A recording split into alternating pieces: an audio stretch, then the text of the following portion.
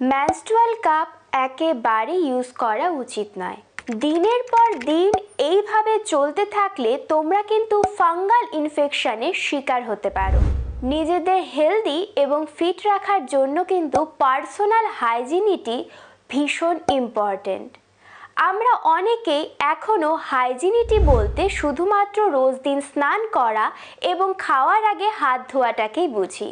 No, this is not hygienity. আজ আমি তোমাদের সাথে শেয়ার করতে চলেছি important tips about intimate hygienity and periods hygienity. চলো দেরি না করে আজকের ভিডিওটাকে শুরু করা যাক। আমাদের মেয়েদের হাইজিনিটি মেনটেন করা কিন্তু ভীষণ দরকারি, যাতে আমরা সবসময় ফিট এবং হেলদি থাকতে পারি এবং গডেস লাইক ফিল করতে পারি। পিরিয়ডস হাইজিনিটি এবং ইন্টিমেট হাইজিনিটি এটা কিন্তু ভীষণ ইম্পর্টেন্ট। আমি তাই তোমাদের সাথে কিছু সিম্পল ট্রিক্স এবং টেকনিক শেয়ার করব, যাতে তোমরা অনেক বেশি হেলদি এবং কমফোর্টেবল থাকতে পারো। Number 1, vagina self cleaning. তার মানে এখানে কিন্তু ক্লিনিংয়ের জন্য বেশি এফোর্ট দেওয়ার দরকার নেই। নর্মাল রেগুলার ওয়াটার দিয়ে যদি তোমরা নিয়মিত ক্লিন করো তাহলেই কিন্তু হয়ে যাবে। কিন্তু তারপরেও অবশ্যই আমাদের পিএইচ লেভেল ঠিক করার জন্য এবং স্মেলস গুড থাকার জন্য ইন্টিমেট জেন্টাল ক্লিনজার ইউজ করা উচিত, যাতে আমরা নিজেদের ভ্যাজাইনাকে প্রোটেক্টেড রাখতে পারি ফাঙ্গাল ইনফেকশন থেকে। নাম্বার 2, ইন্টিমেট এরিয়াকে সবসময় ক্লিন এবং ড্রাই রাখা উচিত।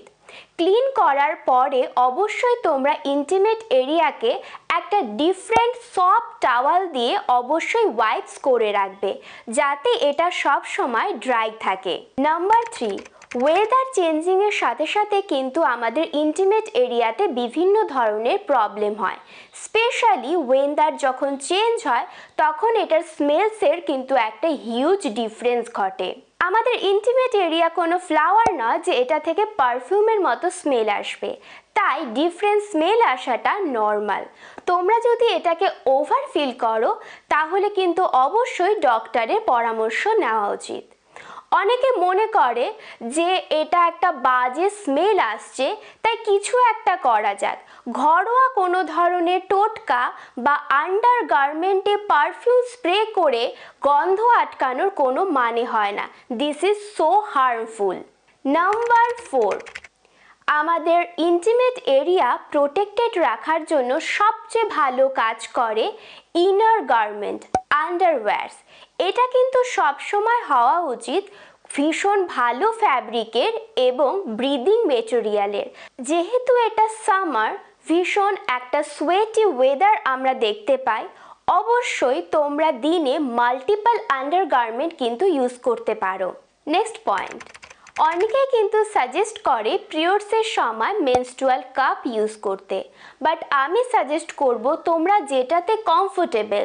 যদি তোমরা মেনস্ট্রুয়াল কাপে কমফোর্টেবল হও দেন ইটস ওকে, আদারওয়াইজ তোমরা কিন্তু রেগুলার স্যানিটারি ন্যাপকিন ইউজ করতে পারো, এটাতে কোনো প্রবলেম নেই।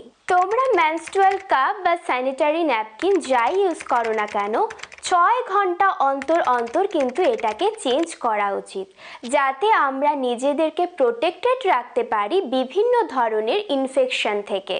যারা মেনস্ট্রুয়াল কাপ ইউজ করে তারা অবশ্যই জানে সেটাকে কিভাবে ইউজ করতে হয়, বাট যারা নতুন নতুন ইউজ করার কথা ভাবছো তাহলে আমি সাজেস্ট করব অবশ্যই তুমি যখন কমফোর্টেবল সিচুয়েশনে থাকবে, হোমলি অ্যাটমসফিয়ারে থাকবে, তখনই এটা শুরু করা উচিত।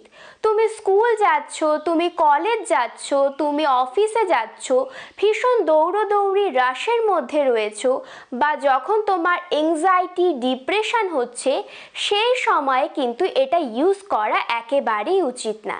তাই বি কেয়ারফুল তোমরা কখন থেকে এটাকে স্টার্ট করছো। এখন কিন্তু মার্কেটে অনেক ধরনেরই রিইউজেবল পিরিয়ডস প্রোডাক্ট পাওয়া যায়, যেরকম পিরিয়ডস প্যান্টি এবং মেনস্ট্রুয়াল কাপ।